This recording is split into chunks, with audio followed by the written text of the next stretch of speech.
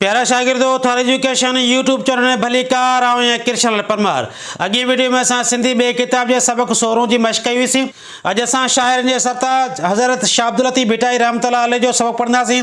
हिन सबक में इहो पढ़ंदासीं त ॻोठ भिटशाह ते नालो भिटशाह कीअं पियो। अचो सबक खे पढ़ूं। सबक 17 शाह अब्दुल लतीफ़ भिटाई रहमतुल्लाह अलैह। शाह अब्दुल लतीफ़ भिटाई रहमतुल्लाह अलैह सिंध जो हिकु वॾो सूफ़ी बुज़ुर्ग ऐं शाइर थी गुज़रियो आहे। सिंध जा माण्हू खेसि शाइरनि जो सरताज सॾींदा आहिनि। शाह साहिब खे शाह भिटाई ऐं भिटाई घोट बि सॾींदा आहिनि। शाह साहिब जे पीउ जो नालो शाह हबीब हो। शाह अब्दुल लतीफ़ भिटाई नंढपण खां ॾाढो नेक ऐं सुलछणो हो। हू घणो वक़्तु फ़क़ीरनि आलिमनि ऐं रागिन जी सोबत में गुज़ारींदो हो। शाह साहिब धणी सॻोरे जी इबादत हिक भिट ते वञी कंदो हो। उन भिट वारो ॻोठ अॼु संदसि नाले पुठियां भिटशाह सॾिजे थो। शाह साईं जी शाइरीअ जे किताब जो नालो शाह जो रसालो आहे। शाह साईं पंहिंजे कलाम में सिंध सां गॾु सॼी दुनिया जे सुकार लाइ दुआ कई आहे।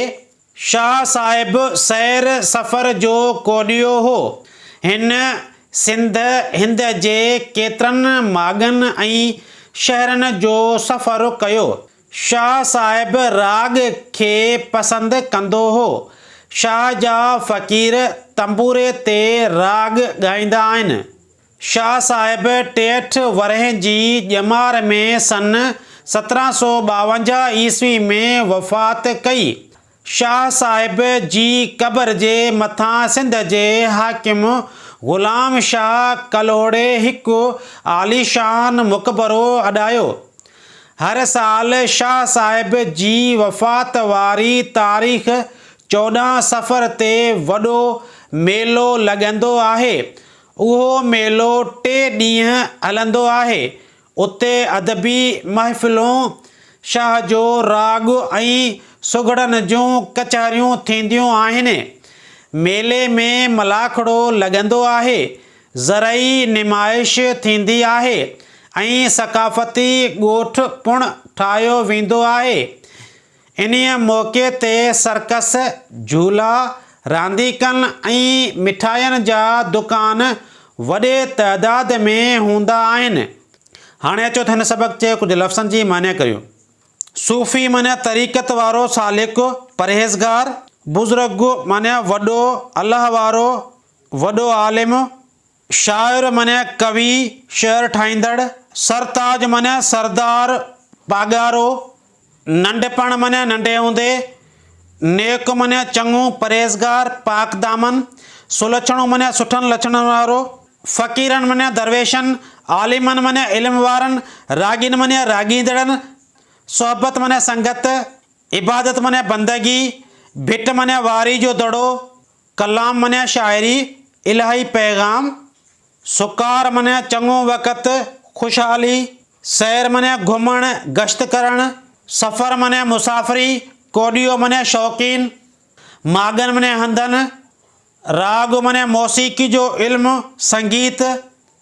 वरहें माने सालनि। ॼमार माने उमिरि। क़बर माने बुठी, गोर। हाकिम माने बादशाह। आलीशान माने शानदार, शानायतो। मुक़बरो माने मज़ार, कुबो। अॾायो माने ठहरायो। महफ़िलूं माने मजलिसूं। सुगड़नि माने ॾाहनि, सियाणनि। कचहरियूं माने रिहाणू। ज़रई निमाइश माने ज़रायत जो ॾेख। सक़ाफ़ती माने तहज़ीबी, मौक़े ते माने वक़्त ते। सर्कस माने जिस्मानी करतबनि जो तमाशो। तइदाद माने ॻाणेटो। प्यारा शागिर्दो, अॼु असां सिंधी ॿियो किताब जो सबक 17 पढ़ियो आहे।